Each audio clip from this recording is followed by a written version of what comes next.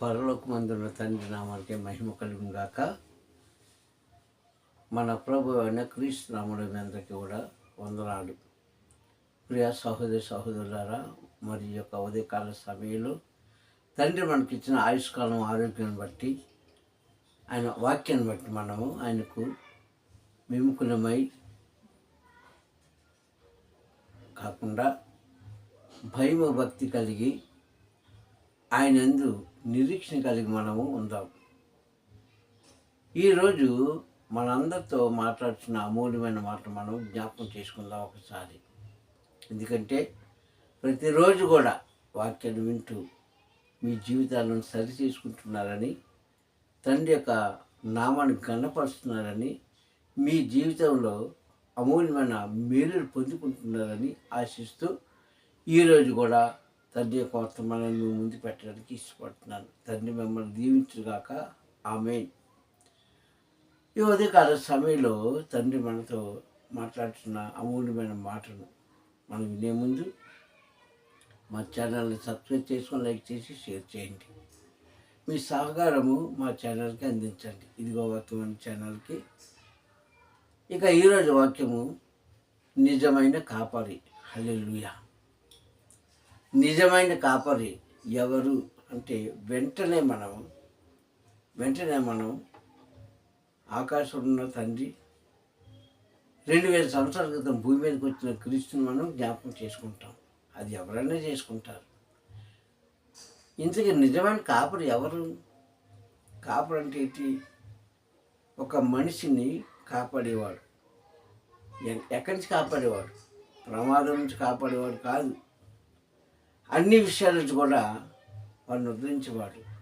చిన్న ఉదాహరణ చూసుకుంటే, ఇక్కడ మనం జ్ఞాపకం చేసుకుంటే ఒక కుటుంబాన్ని మనం జ్ఞాపకం చేసుకుందాం. హల్లెలూయా. ఒక కుటుంబాన్ని మనం జ్ఞాపకం చేసుకునే ముందు అక్కడ ఏం జరుగుతున్నది చూసుకోవాలి.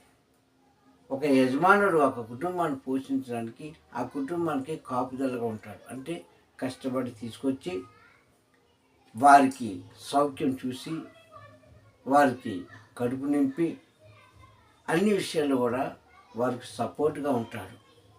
వారిని నడిపిస్తూ ఉంటాడు. వారిని ఆదరిస్తూ ఉంటాడు. ఇది కాపుదల అంటే. కానీ మనకి ఉన్న అలవాటు ఏంటంటే, కాపురు అంటే ఏంటండి? తండ్రి కుమారుడు, ఇదే మనకు గుర్తొస్తుంది సర్వసాధారణంగా. కానీ నీవు ఒక కాపురవే. నీ కుటుంబాన్ని పోషించుకునే ఒక కాపరుడు నీవు. నీ కుటుంబాన్ని పెంచిపోస్తున్న ఒక కాపరువి. వారికి ప్రతి అవసరం కూడా నీవు తీరుస్తున్నావు కనుక నీ వారికి కాపుదలగా ఉన్నావు అన్ని విషయాల్లో కూడా. ఇది మర్చిపోక ప్రియ సహోదరుడా. అలాగే స్త్రీలు కూడా చాలామంది కష్టపడుతుంటారు. ఎందుకు? వారి యొక్క కుటుంబాన్ని పోషించుకోవడానికి, వారికి అండగా నిలబడడానికి.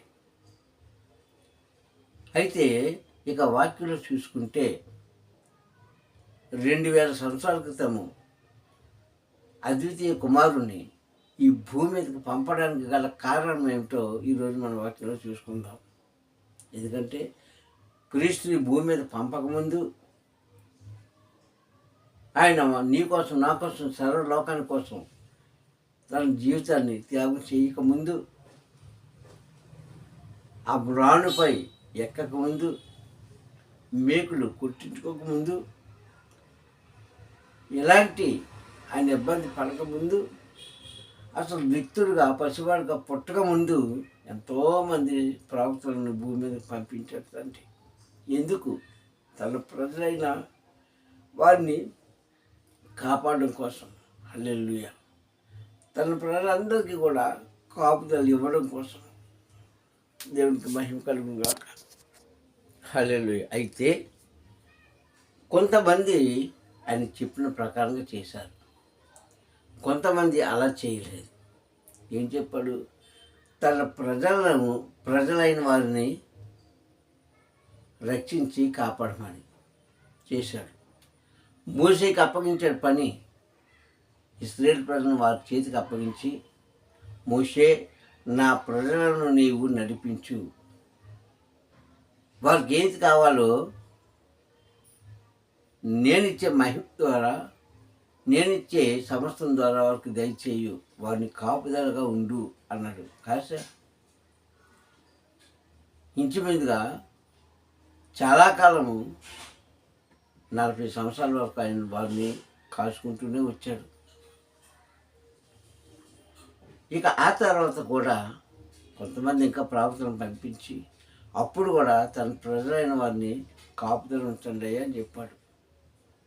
ఇలాగా ప్రతి తరంలో కూడా ప్రజల మీద అధికారులుగా ఉంచి, రాజుల నుంచి, ప్రవక్తల నుంచి, భక్తుల నుంచి, భక్తురాల నుంచి తన ప్రజలను కాపాడుకుంటూనే వచ్చాడు. చాలా బాగుంది. కానీ చివరి దినాల్లోకి వచ్చేటప్పటికి అది కాస్త తారుమారు అయిపోయింది. ఎప్పటికీ యెహెజ్కేలు కాలం వచ్చేటప్పటికి అదంతా ఏమైందంటే తారుమారు అయిపోయింది. అదే జరుగుతుంది ఈరోజు. అదే చూస్తున్నాం ఈరోజు. వాటి కోసం మనం మాట్లాడుకోవాలి. ప్రియ సహోదరులారా, ఇక్కడ చూసినట్లయితే యెహెజ్కేలు యొక్క కాలం వచ్చేటప్పటికి కాపర్లు ఏమైపోయారంటే తారుమారు అయిపోయారు. ఇరిమియా కాలం వచ్చేటప్పటికి కాపర్లు ఏమైపోయారంటే తారుమారు అయిపోయారు. కనుక మనం గమనించుకోవాలి. ఈరోజు ఈ స్థితి ఎందుకు వచ్చిందంటే నాటి కాపరులలో కొంతమంది, అందరూ కాదు, కొంతమంది తండ్రి చెప్పిన మాటను వినలేదు కనుకనే, తండ్రి అప్పగించే పని సరిగ్గా చేయలేదు కనుకనే తన అద్వితీయ కుమారుడైన క్రీస్తు ఈ భూమి మీదకి 2000 సంవత్సరాల క్రితం మానవ రూపాన్ని ధరించి ఈ భూమి మీద పంపవలసిన అవసరం వచ్చింది. ఇది మనం గమనించుకోవాలి. నాటి కాపరులే ప్రజలను బాగా కాస్తే బహుశా క్రీస్తు భూమి మీదకి రాకపోనేమో. కానీ మనిషే, తండ్రిదే. కనుక ఇక్కడ ఏం జరిగిందంటే యెహెజ్కేలు గ్రంథము 34 అధ్యాయంలో 5-6 వచనాలు మనకు చూసినట్లయితే అక్కడ తండ్రి మాట్లాడుతున్నాడు. నా గొర్రెలను మేపు కాపర్లు మాట తప్పారు. నా గొర్రెలను సరిగ్గా వారు మేపట్లేదు. నా గొర్రెలు చెదిరిపోయాయి. చెదిరిపోయిన వాటి కోసం వారు విచారించట్లేదు. సరికదా, వారు కడుపు నింపుకోవడం కోసమే వారు ప్రయాసపడుతున్నది. కానీ చెదిరిపోయిన నా గొర్రెలను తోలుకొని వచ్చి వారికి మంచి మేత పెట్టి, ఆ గొర్రెలకు మంచి మేత పెట్టి మంచి స్థలంలో వారిని ఉంచి వాటి కోసం ప్రయాసపడే కాపులు లేకపోయారు అని అక్కడ బాధపడుతున్నాడు. 5-6 వచనాల్లో సంగమ ఎత్తైన పర్వతం మీద వెళ్ళిపోయి అవి ఏం చేసినంటే చల్లా చెదిరైపోయండి ఆ గొర్రెలన్నీ. అంటే ఈరోజు క్రైస్తవులే కాపర్లు ఈరోజు ఉన్న సేవకులంతే. ఈరోజు అదే జరుగుతుంది. వారు చెదిరిపోయినా పర్వాలేదు, పాడైపోయినా పర్వాలేదు, కాపరు బాగుపడే స్వభావం వచ్చేసింది వారికి. వారు ఏమైపోయినా పర్వాలేదు, ఆ గొర్రెలు ఎలా పోయినా పర్వాలేదు. అందుకే అక్కడ అంటున్నాడు, నా గొర్రెలు చెదిరిపోయాయి, గాయపరచబడ్డాయి, నశించిపోతున్నాయి, కానీ ఎవ్వరికి కూడా పట్టింపు లేదు. ఎవరు కూడా నా గొర్రెలను చెరదీయన మనస్తత్వం లేదు అని అక్కడ తండ్రి ఎంతగానో బాధపడుతున్నాడు తన ప్రజలైన వారి కోసం. ప్రియ క్రైస్తవుడా, నీకు అప్పగించిన ఒక చిన్న పని నువ్వు సరిగ్గా చేయగలుగుతున్నావా? చేస్తే ధన్యురాలువే. నీకు చెప్పిన మాటలు సరిగ్గా వినగలుగుతున్నావా? వింటే ధన్యురాలువే. ఇవేమి చేయలేదు కనుకనే ఆయనే నిజమైన కాపరిగా తన అద్వితీయ కుమారుడైన క్రీస్తు భూమి మీదకి మానవ రూపంలో దింపాడు. లేకపోతే ఆయనకు అవసరం లేదేమో అని అనుకోవచ్చు మనం. ఆయన వచ్చి ఏం చేశాడు అంటే మన మీద ఉన్న సమస్త పాపాన్ని కూడా ఆయన తొలగించేశాడు, తీసేశాడు. వాటి నుంచి మనల్ని కాపాడాడు ఆయన. ప్రియ సంగమా, మనం ఆలోచించుకోవాలండి. ఈరోజు నీకు అప్పగించిన పని నువ్వు ఎలా చేస్తున్నావు? నిజంగా నీవు అప్పగించిన పని నువ్వు సరిగ్గా చేస్తే నీ పక్కవాడిని ఆయన పిలవడం, నీ పక్కవాడికి పని అప్పగించడు, చేయకనే. అందుకే అంటున్నాడు, నిజమైన కాపురి ఎవరు? ఆయనే.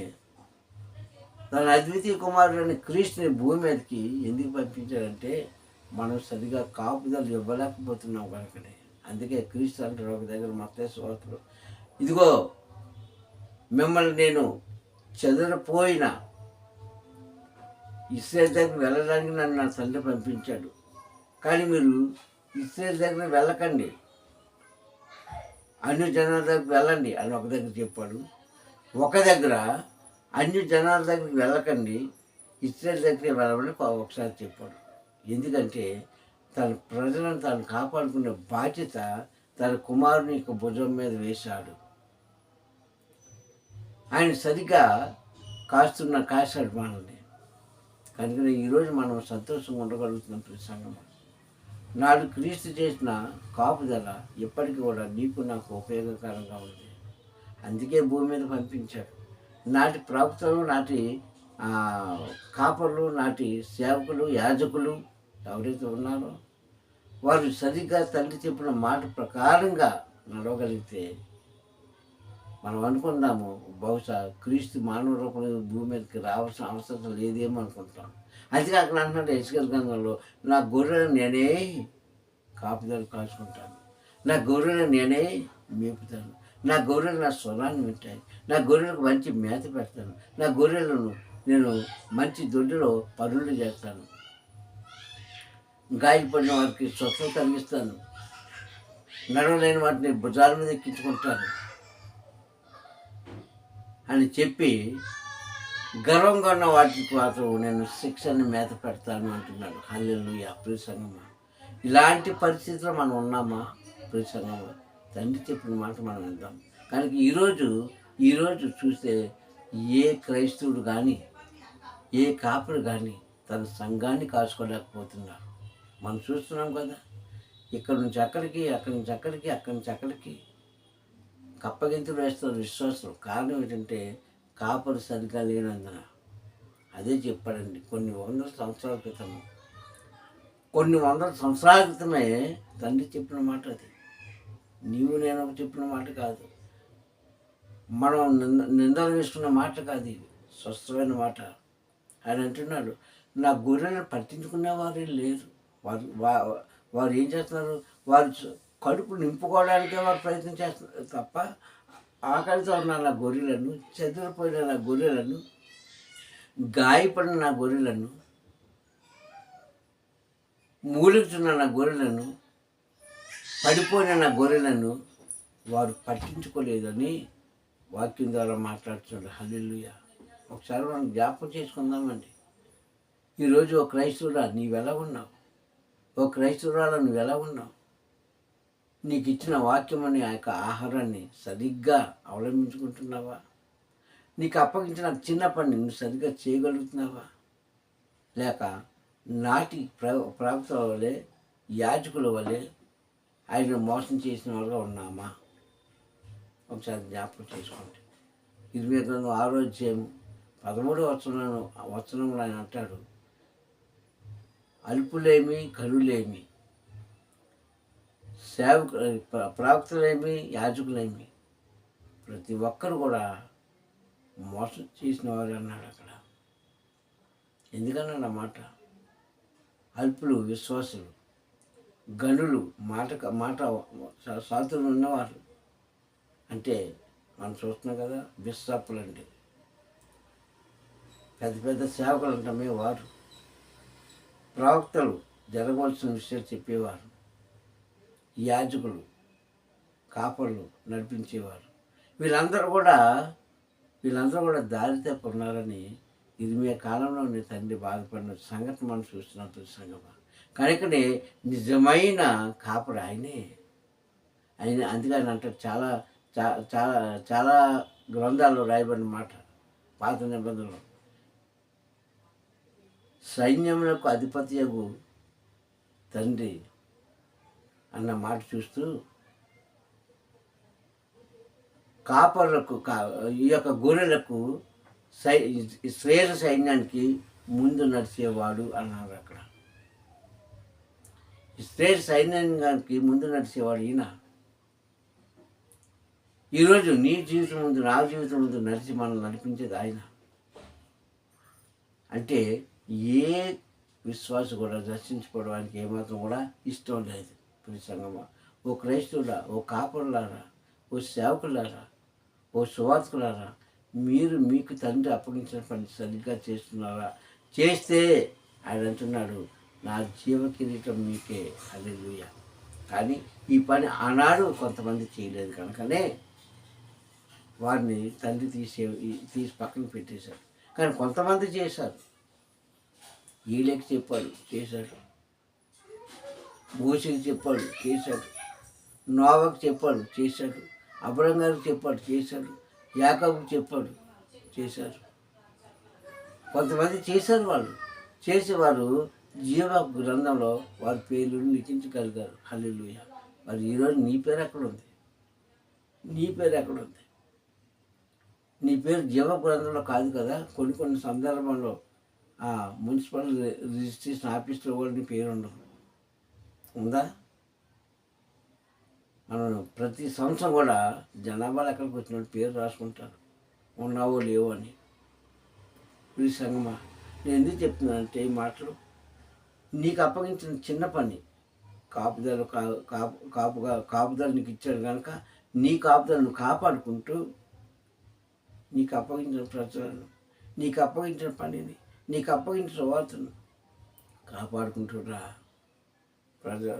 జనంగానే కాదండి, వాక్యాన్ని కూడా కాపాడుకుంటూ రావాలి. నీకు అప్పగించిన ప్రతి పని కాపాడుకుంటూ వస్తేనే నీవు ఈ భూమి మీద దీర్ఘాసుమంతుడుగాను, తండ్రి దృష్టిలో బల నమ్మకమైన దాసురాలుగాను ఉంటారు. ప్రార్థన చేసుకుందాం. ప్రేమస్వరూపి దయగలనా నీకు స్తోత్రములు. ఈ ఉదయకాల సమయంలో నీ వాక్యం ద్వారా మాతో మాట్లాడు. అందుకు అనుభవుతండి. నిజమేనా?